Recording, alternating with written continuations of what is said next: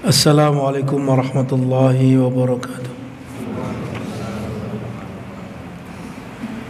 Innal hamdalillah nahmaduhu wa nasta'inuhu wa nastaghfiruh wa na'udzu billahi min shururi anfusina wa min sayyiati a'malina. Man yahdihillahu fala mudilla lahu wa man yudlil fala hadiya lahu. Wa asyhadu an la ilaha illallah wahdahu la syarika lahu wa asyhadu anna Muhammadan abduhu wa rasuluh. Allahumma salli ala Muhammad wa ala alihi wa sahbihi wa man tabi'ahum bi ihsanin ila yaumiddin. Amma ba'du.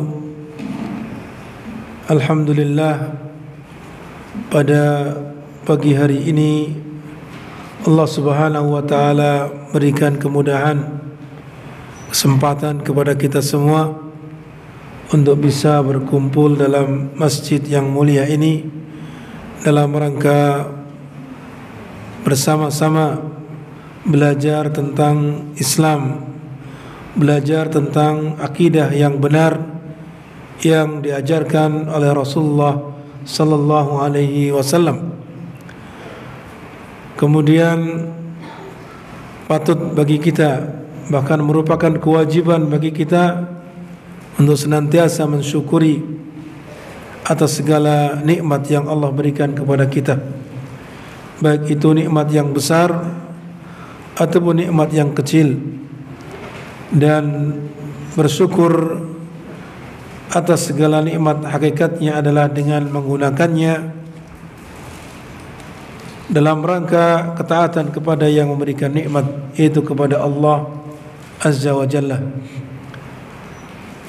Pada kesempatan ini insyaallah ta'ala kita akan bersama-sama belajar tentang apa yang disebutkan dalam kitab Minhaj Al-Firqah An-Najiyah wa Ta'ifah Al-Mansurah tentang mafasidus syirki wa adraruhu, kerusakan dan bahaya kesyirikan, di mana beliau menyebutkan ada beberapa poin, sedikitnya ada 7 poin yang merupakan perkara-perkara dari kerusakan dan bahaya perbuatan syirik. Karena perbuatan syirik adalah merupakan perbuatan yang paling Allah murkai. Perbuatan syirik adalah merupakan dosa yang paling besar.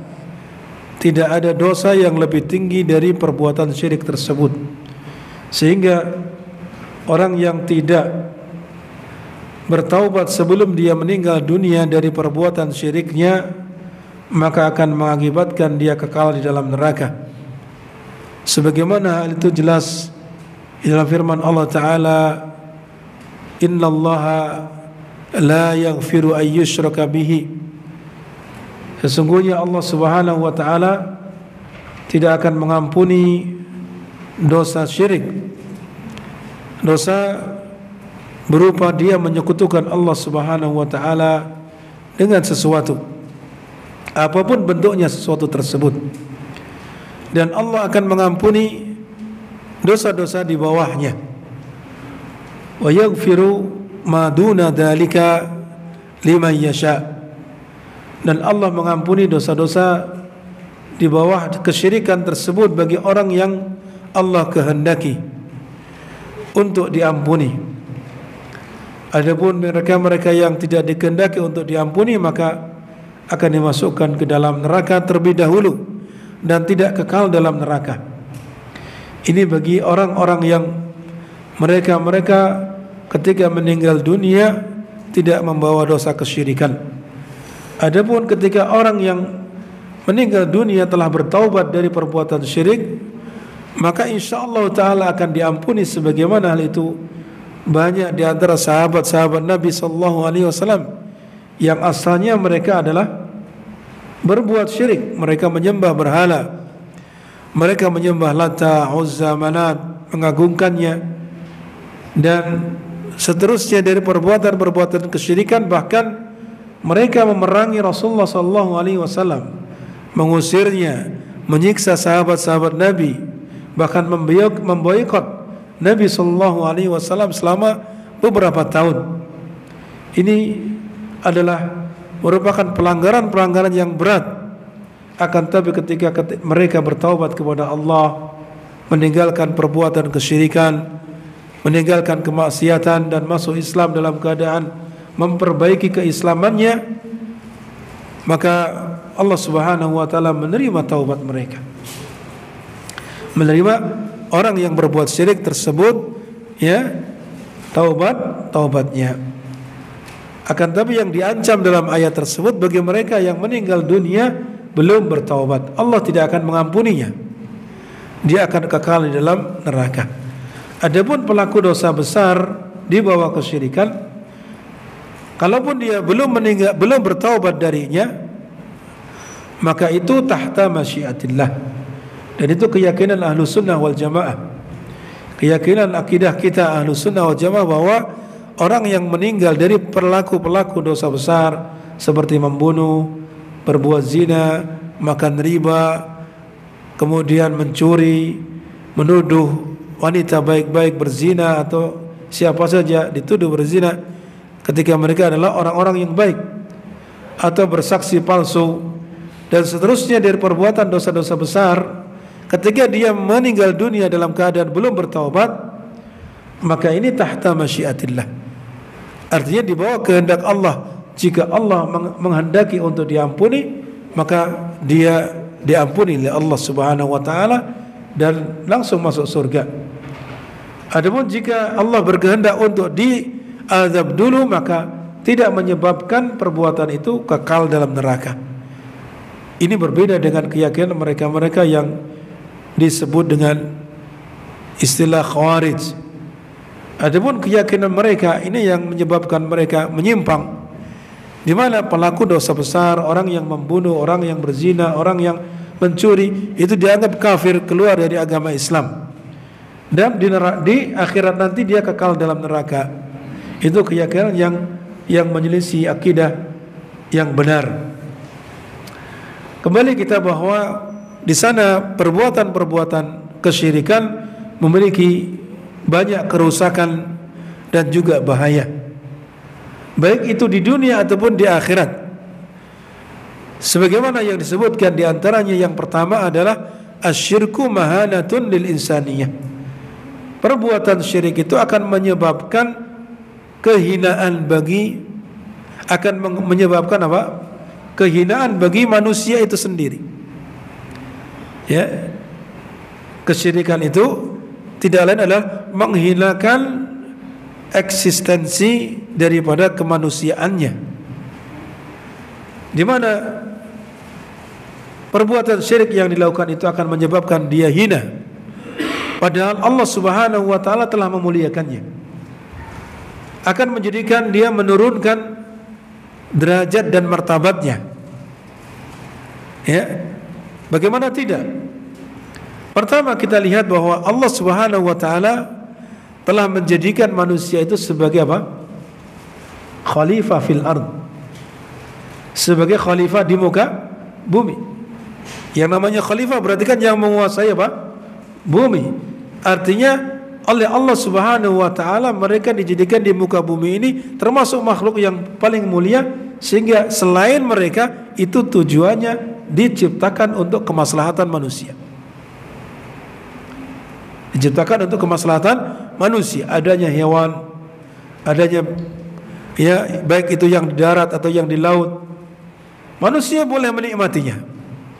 Halal bagi mereka kecuali yang diharamkan. Ya, ini tidak lain adalah betapa Allah Subhanahu wa taala menjadikan manusia itu sebagai khalifah di muka bumi ini. Kemudian Allah juga memuliakan mereka. Allah dengan apa? Dengan diberikan tahu tentang nama-nama makhluk-makhluk yang Allah ciptakan di muka bumi ini. Ya, di mana di antaranya Allah Taala berfirman, wa 'allama Adama al-asma'a kullaha. Wa 'allama Adama al-asma'a kullaha. Allah Subhanahu wa taala mengajari Nabi Adam nama-nama semuanya. Ini termasuk bahwa keturunan Nabi Adam, termasuk kita, Allah Subhanahu wa taala kemudian ajari kita sehingga kita bisa mengenal berbagai macam benda, berbagai macam hewan, berbagai macam makhluk Allah Subhanahu wa taala yang ada. Ya. Kemudian tidak hanya sebatas itu. Allah muliakan manusia di muka bumi. Allah kemudian tundukkan apa-apa yang ada di langit dan yang di bumi. Ya. Dan yang paling terang disebutkan dalam firman Allah Ta'ala, huwallazi khalaqalakum ma fil ardi jami'a. Dialah Allah, ya, yang menciptakan bagi kalian, bagi manusia, bagi kalian, ma fil ardi jami'a, apa-apa yang ada di muka bumi ini semuanya. Di sini ada dua kalimat, dua kata yang menunjukkan makna umum. Pertama, ma. Kalau dalam bahasa Arab ini adalah termasuk ma mausulah. Yang mana ma mausulah itu termasuk dalam pembahasan usul fiqh lafaz-lafaz yang menunjukkan umum. Ditekankan lagi di kalimat berikutnya, jami'an, seluruhnya. Kalimat seluruhnya ini, jami'an, itu juga dalam pembahasan usul fiqh, kalau kita baca usul fiqh, itu termasuk alfadzul umum, lafaz-lafaz yang menunjukkan makna umum. Berarti semua apa yang ada di muka bumi ini Allah siapkan, Allah ciptakan, Allah tundukkan untuk manusia. Sehingga para ulama mengambil dalil, mengambil istimbat dari ayat ini, ya, di antaranya kaidah al-aslu fil asya al-hillu. Hukum asal segala sesuatu itu adalah halal hukumnya. Ya. Hukum segala sesuatu itu halal kecuali yang kalau ada dalil, illa ma dalla dalil ala tahrimihi atau man'ihi, kecuali ada dalil yang datang kemudian melarangnya. Ya, kalau kita hitung, kita tulis apa yang halal, mampu kita menulisnya. Ya. Jenis makanan, nasi halal. Ya. Kemudian apa lagi? Jadi semua jenis nasi berbeda-beda antara nasi ini, nasi itu. Kemudian lagi belum buah-buahan, belum lagi ya makanan-makanan yang lain. Kalau kita tulis mungkin tidak habis satu buku, apa lebih dari satu buku, bahkan berbuku-buku, berlembar-lembar untuk menulis apa saja yang Allah Subhanahu wa taala halalkan. Oleh karena itu, ya, apabila kita menghitung-hitung nikmat Allah, kita tidak akan mampu, ya, menghitung keseluruhannya. Tidak akan mampu menghitung keseluruhannya. Ada banyak yang dikecualikan sedikit saja. Yang diharamkan itu sedikit saja, dari binatang darat, dari binatang laut. Tidak ada binatang laut bahkan.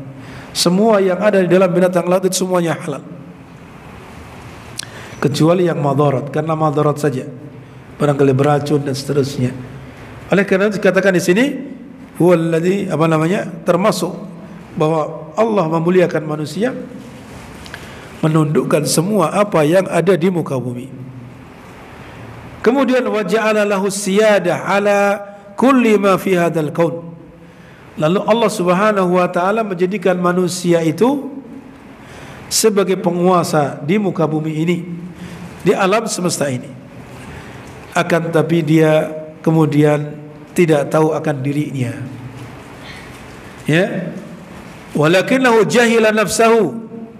Akan tapi kemudian manusia tidak mengetahui keadaan dirinya, martabat yang Allah telah berikan kepadanya, kedudukan tinggi yang Allah telah berikan kepadanya. Sehingga waja'ala ba'du anasiri hadzal qaul ilahan ma'budan.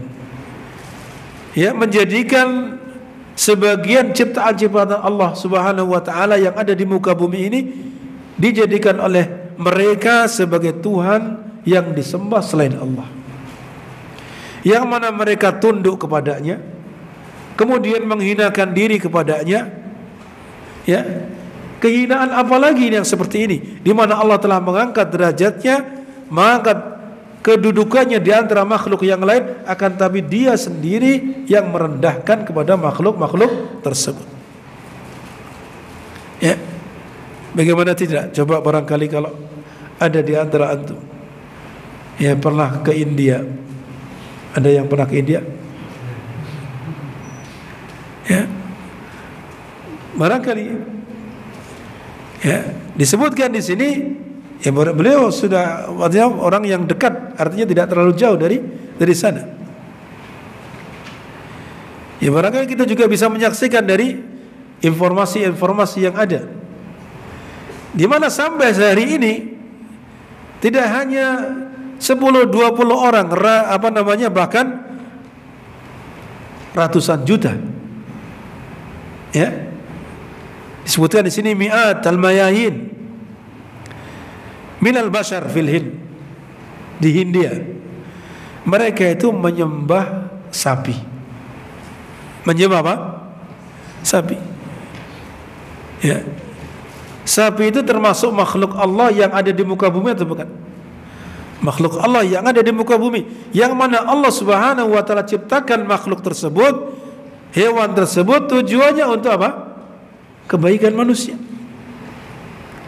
Ya, oleh Allah Subhanahu wa taala dijadikannya hewan tersebut tidak lain adalah supaya membantu manusia untuk barangkali kalau di sawah, membantu untuk membajak tanah, ya, atau diambil susunya, atau juga apa? Ya, dijadikan sebagai kendaraan bisa, atau dia apa? Membawa gerobak sehingga bawa barang banyak. Ini tujuannya adalah tidak lain adalah untuk membantu kehidupan manusia, kemaslahatan bagi mereka. Akan tapi begitulah. Ya, begitulah mereka.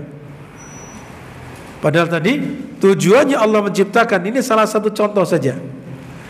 Di sana banyak sekali ya Tuhan-Tuhan selain daripada sapi. Ada yang pernah meliti katanya lebih dari 1000 Tuhan. Ya, lebih dari 1000 nama-nama yang mereka jadikan sebagai apa? Tuhan di India. Ini luar biasa mereka. Padahal tadi apa? Salah satu contoh saja sapi, di mana Allah ciptakan dia tujuannya untuk kemaslahatan manusia, membantu manusia, bahkan manusia boleh memakannya, halal. Ya, dijadikan sembelihan, bahkan jadikan sebagai apa? Korban dan seterusnya. Akan tapi kita melihat mereka tunduk, sujud, kemudian menyembahnya, ya, menghinakan diri kepadanya. Ini kan tadi sudah hilang akalnya, ya, merendahkan diri atau menghinakan dirinya. Ini diantara kerusakan daripada perbuatan syirik. Tidak hanya sebatas itu, di antara manusia yang lain, bahkan kaum muslimin sebagian tentunya, yang mana mereka iktikaf di sekeliling kuburan orang-orang yang sudah meninggal dunia, ya, lalu mereka minta kepada orang-orang yang sudah mati tersebut hajat mereka, ya, sedangkan mereka itu adalah sama-sama hamba Allah, sama-sama hamba Allah Subhanahu wa taala, yang tidak bisa memiliki, tidak bisa mendatangkan madarat, tidak pula mendatangkan manfaat. Seperti dicontohkan, mereka datang ke kuburannya Al-Husain radhiyallahu anhu, ya, cucu Rasulullah sallallahu alaihi wasallam. Mereka datang ke sana untuk mengagungkannya, minta hajat kepadanya dan seterusnya. Padahal ketika hidup saja beliau radhiyallahu anhu tidak mampu menghalangi dirinya dari dibunuh oleh orang-orang yang membunuhnya. Tidak mampu. Jadi bagaimana mereka datang kepadanya minta bantuan sedangkan dia sudah meninggal dunia? Ketika masih hidup saja tidak bisa mencegah madarat dari dirinya. tidak mengetahui bahwasanya ketika berjalanan menuju Irak, ya, di mana dicegat di jalan, diserang. Lalu mereka minta kepadanya. Ini tidak lain adalah kerusakan daripada kesyirikan tadi. Menjadikan manusia tadi yang tadinya mulia, kedudukannya tinggi, martabatnya tinggi, dia menghinakan dirinya sendiri kepada makhluk yang lain akibat perbuatan syirik tersebut. Ya, akibat perbuatan syirik tersebut. Dan fenomena yang ada justru banyak sekali di negeri-negeri kaum muslimin. Ini bukan di negeri kita, ya, di negeri-negeri kaum muslimin saja di sekeliling atau di Jazirah Arab saja masih banyak melakukan hal tersebut, terlebih di negeri kita yang jauh dari sumbernya agama Islam. Di mana mereka disebutkan ini pembahasan sebelumnya, ya, ada tempat-tempat yang mereka jadikan sebagai tempat-tempat untuk dikunjungi dalam rangka mencari berkah, dalam rangka mereka minta kepada orang yang ada dalam kuburan tersebut. Ya, di antaranya kuburan Husain ibn Ali radhiyallahu anhu, sebagaimana yang sudah kita sebutkan tadi, di mana beliau radhiyallahu anhu, ya, dalam keadaan mati syahid di Irak, di Karbala. Ya, akan tapi ternyata diklaim kuburannya ada di Mesir. Diklaim juga kuburannya ada di Syam, ya. Ini menunjukkan ada di sini, ada di sini. Ini menunjukkan ketidakbenaran bahwa itu adalah kuburan Al-Husain. Akan tapi mereka datang, ya, meminta-minta kepada apa yang ada di dalam kuburan tersebut yang mereka anggap sebagai kuburannya Al-Husain. Padahal Rasulullah SAW telah memperingatkan, jauh-jauh telah memperingatkan, bahkan mengatakan qatalallahu al-yahud ittakhadhu qubur anbiya'i masajid. Ya, semoga Allah Subhanahu wa taala memerangi orang-orang Yahudi di mana mereka menjadikan kuburan-kuburan nabi-nabi mereka sebagai masjid tempat ibadah. Ya, ini tidak lain adalah di antara hikmahnya supaya masjid itu memang betul-betul dijadikan sebagai tempat ibadah dan bersih dari kesyirikan, sehingga tidak dicampur adukkan antara kuburan dengan masjid. Ya, ini kuburan difungsikan seperti masjid, masjid tidak difungsikan sebagaimana seharusnya, bahkan ditanam di dalamnya kuburan juga. Ini yang sudah diperingatkan oleh Rasulullah sallallahu alaihi wasallam. Itu demikian. Di antaranya juga fenomena yang lain, kuburan Sayyidah Zainab, ya, bintu Ali. Zainab bintu Ali. Ini juga tidak dibenarkan, di mana dia dikuburkan di Mesir dan juga di Syam. Dan ini tidak dibenarkan bahwasanya dia meninggal di tempat tersebut. Dan ini menunjukkan juga bahwa kedua-duanya adalah tidak benar, bahwa itu kuburan siapa? Zainab bintu Ali radhiyallahu anha. Ya.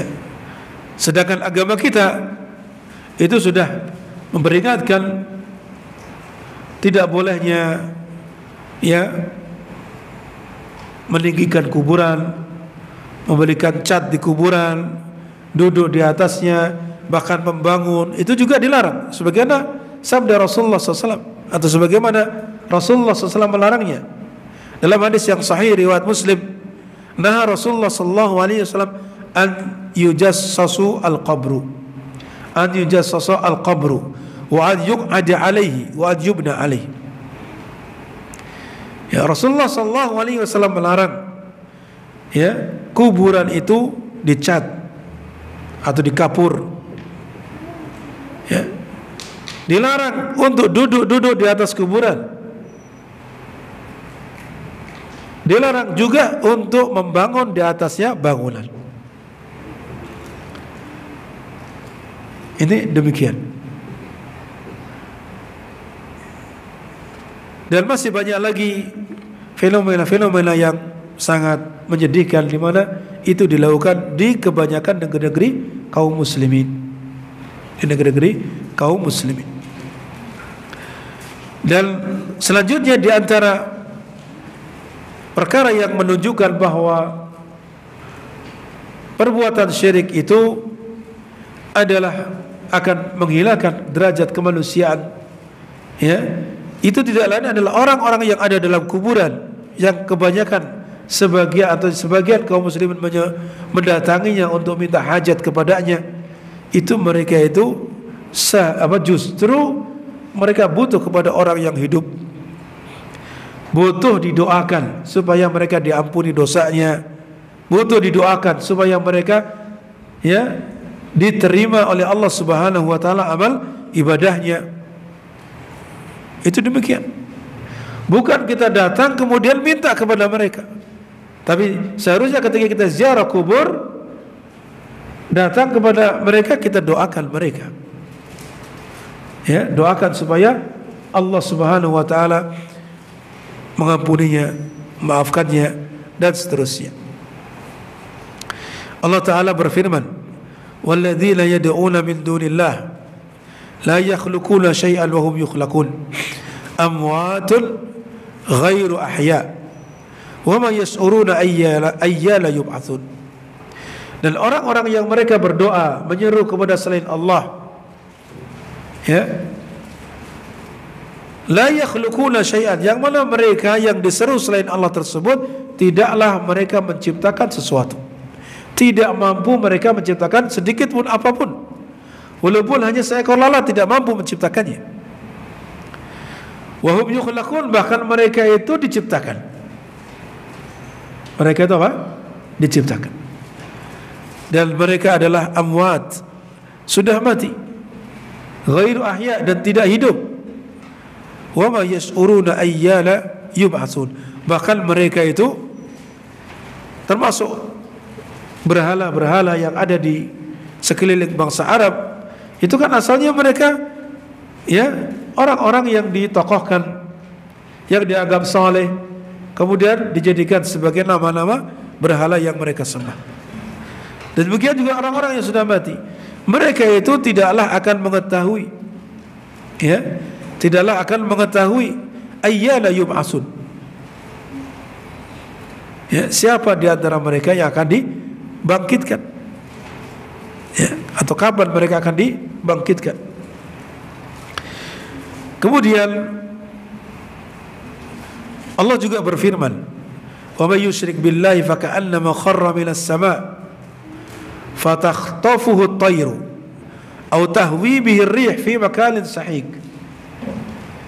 Orang yang menyekutukan Allah, orang yang berbuat syirik kepada Allah, seolah-olah dia, ya, kharra minas sama', terjun dari langit lalu disambar oleh burung, aw tahwi bihi ar-rih, atau dia dibawa oleh angin yang kencang, fi makanin sahik, di tempat yang apa? Yang jauh. Ini gambaran bagi mereka-mereka yang berbuat syirik kepada Allah Subhanahu wa ta'ala. Di antara kerusakan yang lain yang disebutkan oleh muallif rahimahullah adalah bahwasanya kesyirikan itu adalah waqrul khurafati wal abatil. Kesyirikan itu merupakan sarang dari khurafat dan kebatilan-kebatilan. Jadi kalau seseorang itu berbuat syirik, identik di situ dengan adanya apa? Adanya kebatilan, adanya apa? Khurafat. Itu demikian. Karena apa? Li'anna alladhi ya'taqid biwujudi mu'athirin ghairillah fil qaul. Kalau orang yang meyakini adanya pengaruh, ya dari selain Allah Subhanahu wa taala, selain Allah dianggap memiliki pengaruh atau memiliki kekuatan, ya, menyebabkan kualat dan seterusnya, baik itu dari bintang ke bintang. Dianggapnya mereka menganggap bintang ini akan mempengaruhi apa yang terjadi di muka bumi. Ya, mungkin terjadi banjir, terjadi kemarau, terjadi hujan dan seterusnya. Ini mereka anggap dari apa? Sebab bintang ini dan bintang itu.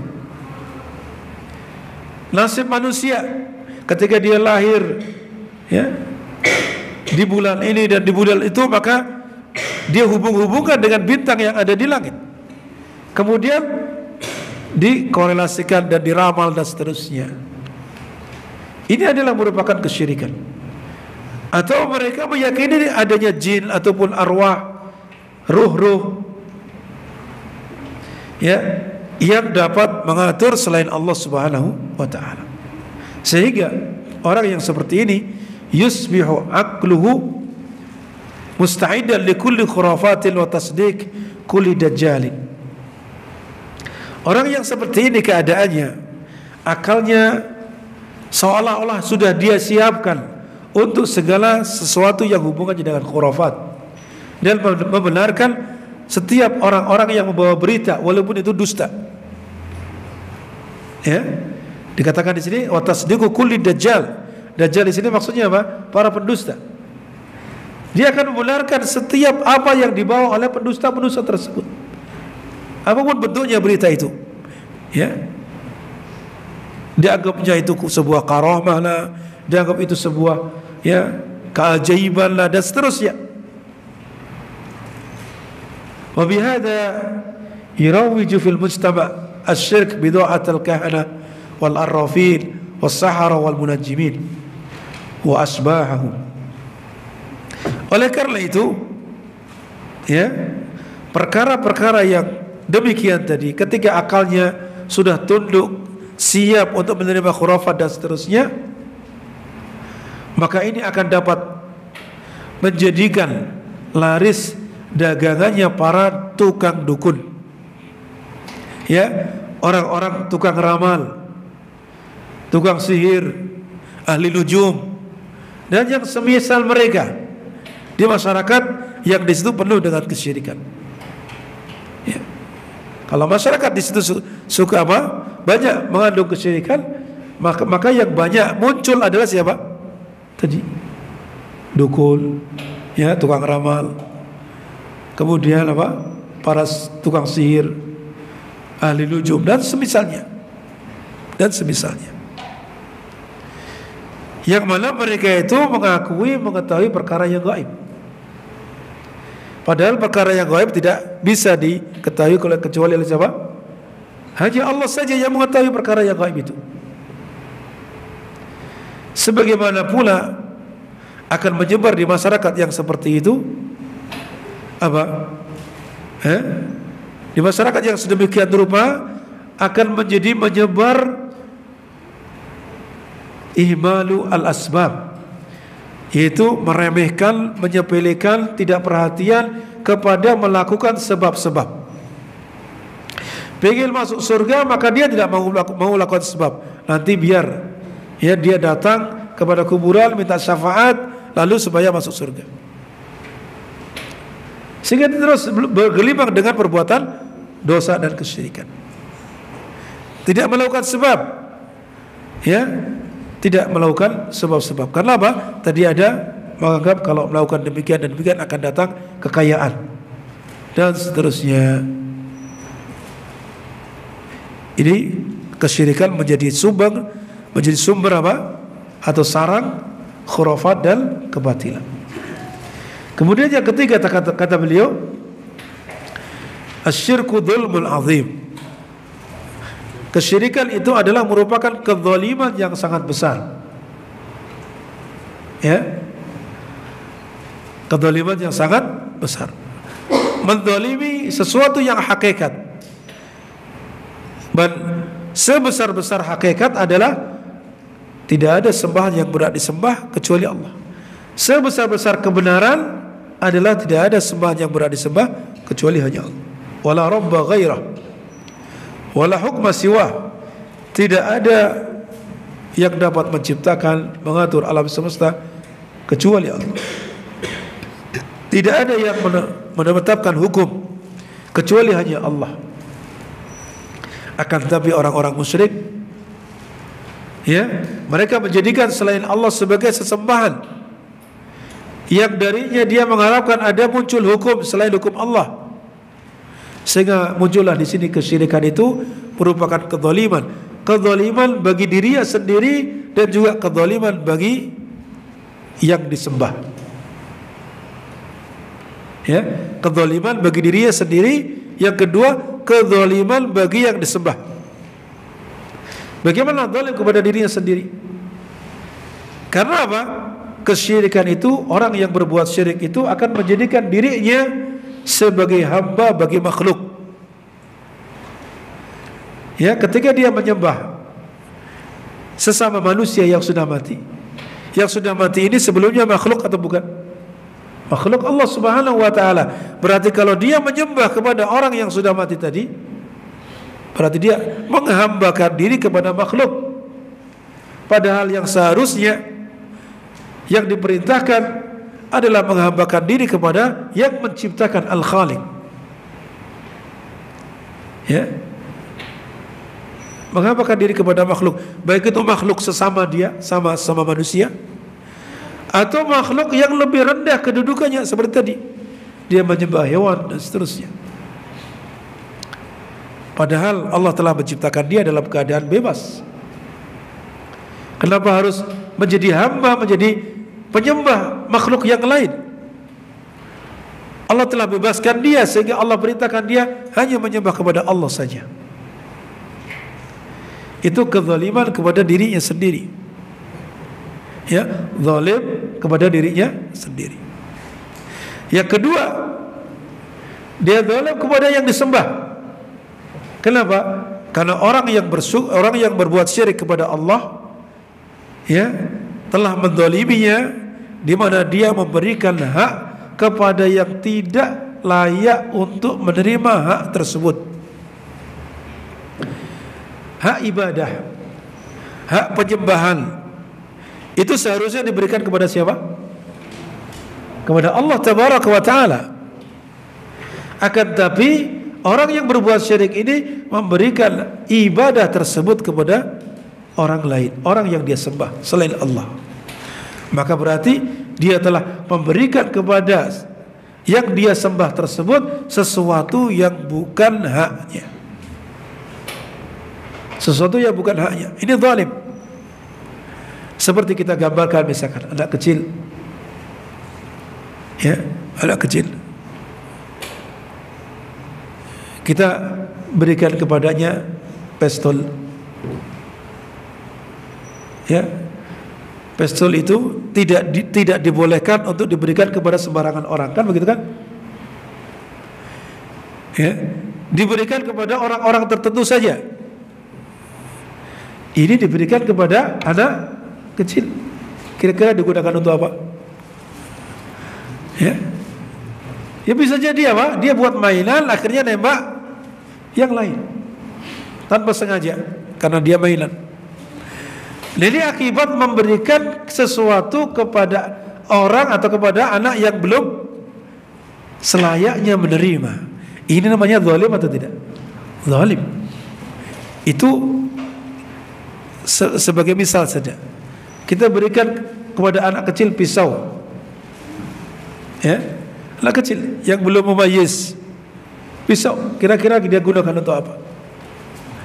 Ya, bisa jadi akan mengiris tangannya sendiri, ya, bisa menusuk temannya dan seterusnya. Ini karena apa? Dia diberikan sesuatu yang belum layak untuk menerimanya, tidak layak untuk menerimanya. Itu berarti zalim. Sama halnya demikian tadi, bahwasanya ketika manusia diberikan hak yang bukan haknya, maka ini berarti perbuatan itu termasuk menzaliminya. Termasuk apa? Menzaliminya. Tentunya ini adalah merupakan hak Allah Subhanahu wa taala. Oleh karena itu kesyirikan adalah merupakan kezaliman yang besar Itu juga sebagaimana firman Allah Ta'ala, inna syirka la dzulmun adzim. Sesungguhnya kesyirikan itu merupakan kedzaliman yang sangat besar. Kemudian di antara kerusakan yang keempat adalah asyirku masdarul mukhawif wal auham.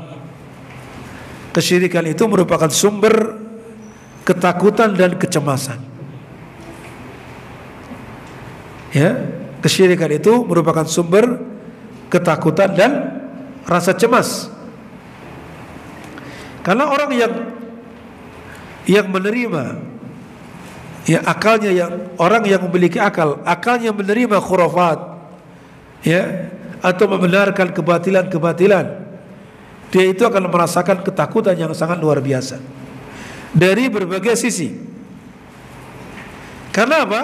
Karena dia itu bertumpu kepada Tuhan yang lemah, bertumpu kepada sesuatu yang dia jadikan sebagai Tuhan yang tidak bisa berbuat apa-apa, yang tidak bisa mendatangkan madarat, tidak bisa mencegah madarat atau mendatangkan manfaat. Oleh karena itu, orang yang berbuat syirik ini akan muncul pada dirinya atau pada masyarakat yang bergelimang kesyirikan, ya, rasa putus asa atau merasa sial.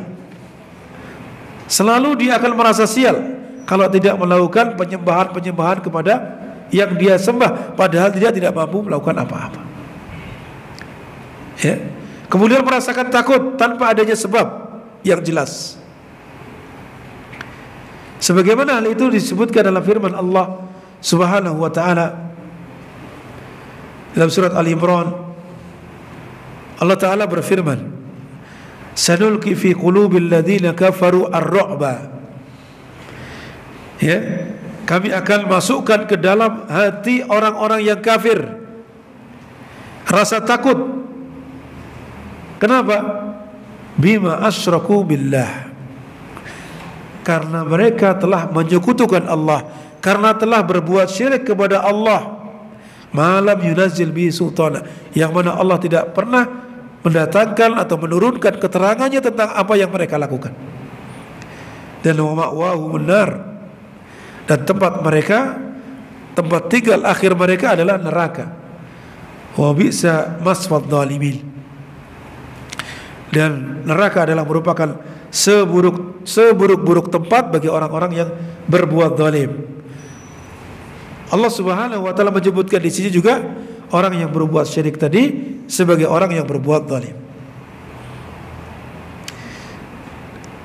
Jadi Allah Subhanahu wa taala akan masukkan ke dalam diri orang yang menyekutukan Allah Subhanahu wa taala rasa takut.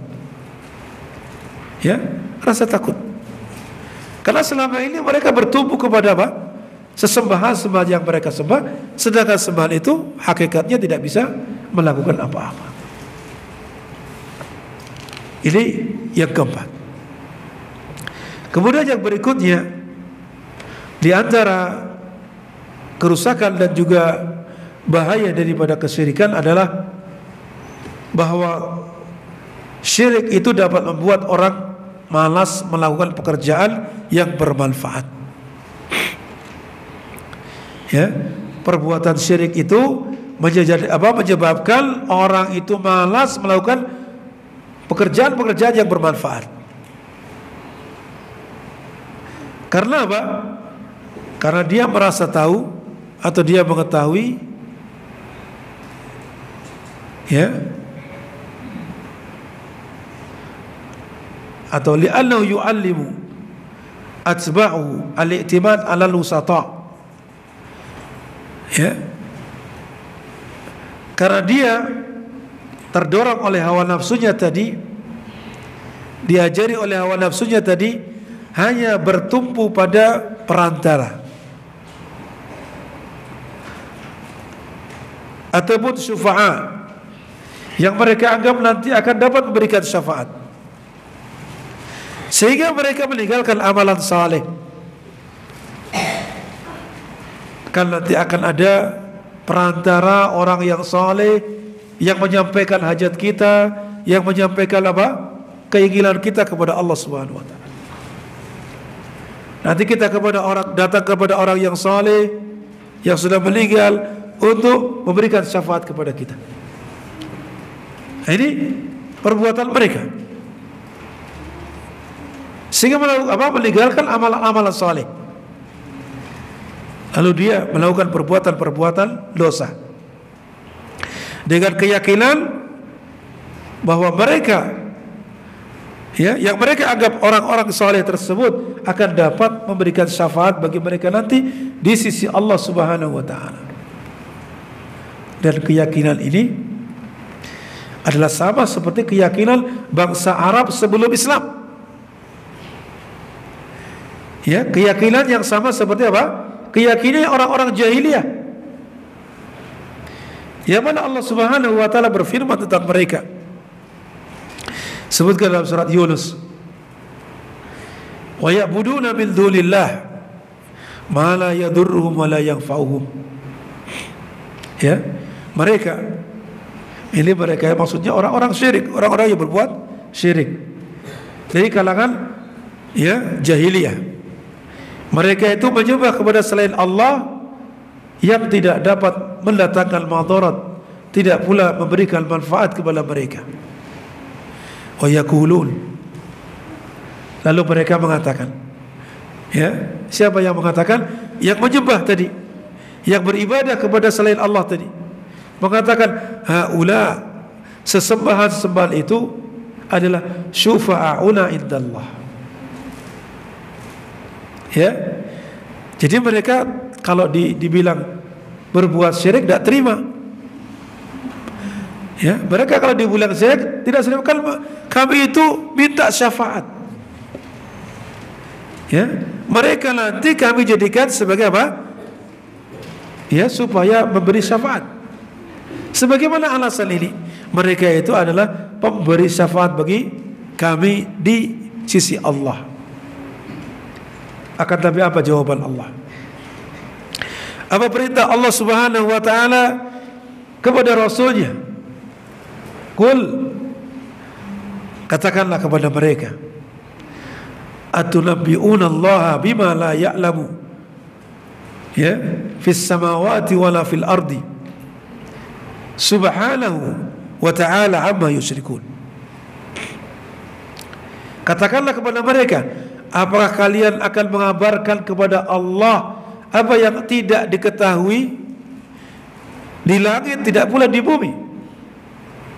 Maha suci Allah dan maha tinggi Allah terhadap apa yang mereka sekutukan. Allah mengakhiri dalam ayat ini, subhanahu wa ta'ala amma yusyrikun. Maha suci Allah dan maha tinggi Allah dari apa yang mereka sekutukan. Berarti perbuatan mereka datang kepada orang-orang saleh yang sudah mati, menganggap itu sebagai pemberi syafaat, itu perbuatan syirik. Kenapa? Di akhirnya kan amma yusyrikun, terhadap apa yang mereka sekutukan. Ini perbuatan yang seperti itu adalah termasuk perbuatan syirik. Ini. Kemudian kalau kita lihat orang-orang Nasrani, yang mereka itu melakukan kemungkaran, melakukan kemaksiatan, tidak pernah ke tempat ibadah mereka. Apa yang mereka yakini? Apa yang mereka yakini? Mereka itu diberikan apa? Doktrin, ajaran, di mana pokoknya iman bahwasanya Yesus disalib itu sebagai penebus dosa, itu sudah akan menyelamatkannya di akhirat. Itu begitu, sehingga dia mau berbuat maksiat, mau berbuat ini, tidak datang ibadah, tidak ada masalah. Yang penting iman saja itu.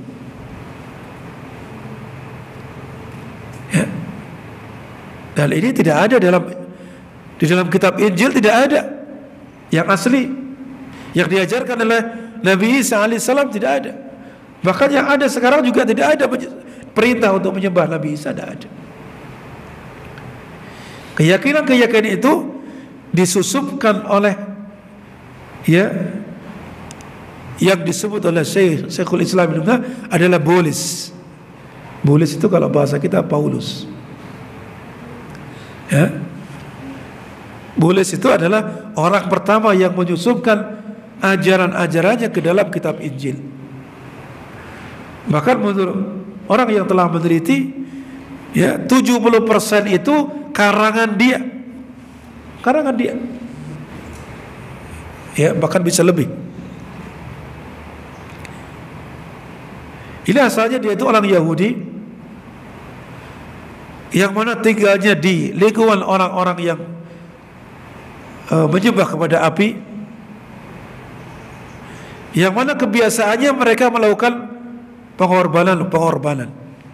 Sehingga dengan melakukan pengorbanan ini, kemudian mereka akan ditebus segala dosanya. Kemudian dia memasukkan ajaran yang buruk kepada umat Kristiani, umat Nasrani. Dengan pemahaman apa? Bahwasanya kejadian Nabi Isa ketika diangkat oleh Allah Subhanahu wa taala, lalu ada orang, salah satu muridnya yang berkhianat, diserupakan oleh Allah seperti wajah Nabi Isa, kemudian ditangkap, kemudian dibunuh, disalib. Ini dia mengatakan ini adalah anak Tuhan, yang mana dia rela untuk disalib tidak lain adalah untuk menebus dosa yang diwariskan oleh Nabi Adam. Dosa warisan, supaya nanti masuk surga. Nanti dosa-dosa akan ditebus dengan apa? Dengan darah yang merupakan keturunan Tuhan. Karena dosa ini besar, tidak bisa ditebus kecuali apa? Hal seperti itu. Nah, itulah kemudian yang menyebabkan mereka tidak mau berbuat baik, berbuat maksiat, kemungkaran, pokoknya yang penting iman, begitu. Itu sama saja seperti tadi. Sama saja seperti sebagian orang Islam yang mereka itu apa? Tidak melakukan ketaatan-ketaatan, malas melakukan kebaikan-kebaikan, tapi nanti tahu-tahu datang kepada orang yang dianggapnya saleh, bisa memberikan syafaat. Ini tidak apa? Jauh beda dengan mereka. Itu demikian. Sehingga banyak kita lihat orang-orang Muslim yang meyakini keyakinan seperti itu, mereka tidak melakukan kewajiban, atau mereka melakukan kemaksiatan dengan bertumbuh kepada apa? Syafaat Rasul, syafaat mereka, orang-orang yang mereka anggap dapat memberikan syafaat sehingga bisa masuk surga. Padahal Rasulullah SAW berkata sendiri kepada putrinya Fatimah, kepada Fatimah putrinya sendiri, dengan mengatakan, ya Fatimah bintu Muhammad, wahai Fatimah bintu Muhammad, salini bil mali ma syi'ti, mintalah engkau dari hartaku sesuai dengan kehendakmu. Artinya Rasulullah mengatakan kepada putrinya, kalau minta harta silakan, kalau saya ada saya berikan, begitu. Akan tapi apa? Kemudian Rasulullah mengatakan, la ughni anki minallahi syai'a, sungguh saya tidaklah bermanfaat bagimu di sisi Allah sama sekali. Artinya apa? Tidak mentang-mentang dia itu keturunan Nabi, tidak mentang-mentang dia itu sebagai anak Nabi lalu tidak berbuat taat, maka hal ini tidak akan menjadikan dia selamat. Itu demikian. Itu keturunan Nabi, putrinya Nabi. Kalau dia tidak melakukan ketaatan, maka tidak akan selamat. Terlebih lagi selain anaknya Nabi. Kalau dia bergantung kepada, nanti kan ada syafaat dari Nabi, nanti kan ada syafaat dari orang-orang saleh. Kalau tidak melakukan ketaatan-ketaatan, apalagi berbuat syirik, maka jelas tidak akan bisa mendapatkan syafaat yang telah Allah janjikan. Ini demikian.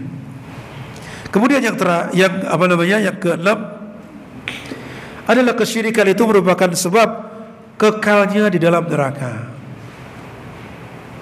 Syirik juga merupakan sebab sia-sianya di dunia dan akan mendapatkan adab yang kekal abadi di akhirat nanti. Allah Ta'ala berfirman, innahu may yusyrik billah faqad harramallahu 'alal jannah. Sungguhnya orang yang berbuat syirik kepada Allah, sungguh Allah akan haramkan dia surga. Wa ma'wahu an-nar, dan tempat tinggalnya adalah neraka. Wa ma lidh-dhalimin min ansar, dan tidak ada sedikit pun penolong bagi orang-orang yang telah berbuat zalim. Demikian pula Rasulullah sallallahu alaihi wasallam bersabda, "Man mata wa huwa yad'u min dunillah liddan dakhala an-nar." Barang siapa yang berdoa minta kepada selain Allah sebagai tandingan bagi Allah, maka dia akan masuk surga. Maka dia masuk neraka. Ya, maka dia akan masuk neraka. Atau pasti masuk neraka. Maksudnya ini adalah jika dia tidak bertaubat ketika sudah meninggal dunia.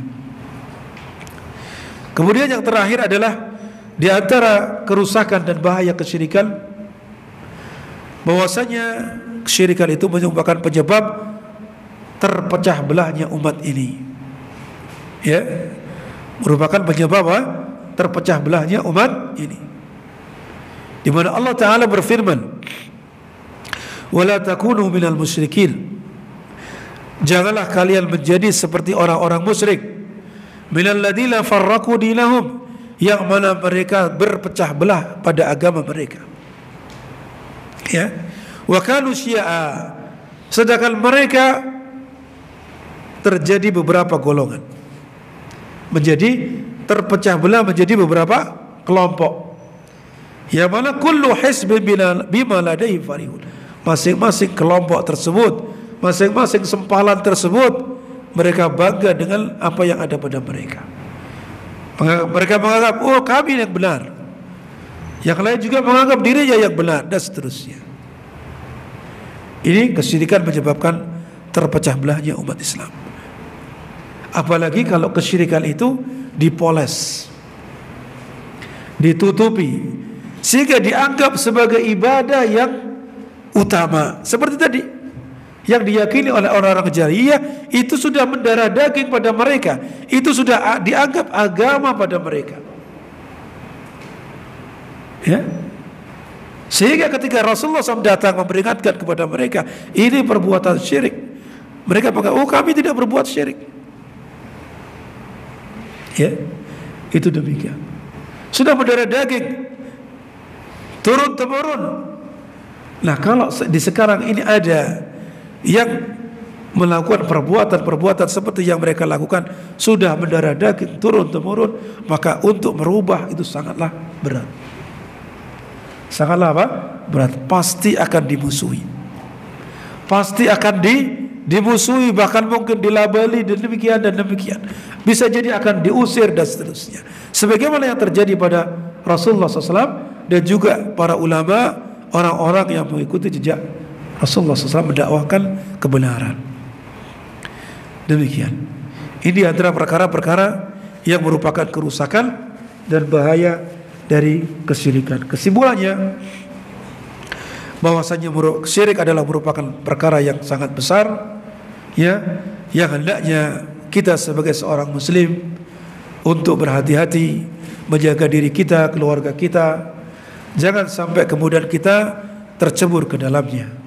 Hendaknya kita membersihkan dari kita, ya, takut kalau kita terjerumus ke dalam perbuatan yang paling besar ini, yaitu dosa syirik, yang mana akan dapat menghapus seluruh amalan-amalan yang dilakukan oleh seorang hamba, baik itu amalan soleh yang dia lakukan, ya, sebelumnya atau setelahnya, kecuali dia bertaubat kepada Allah dengan taubatan nasuha.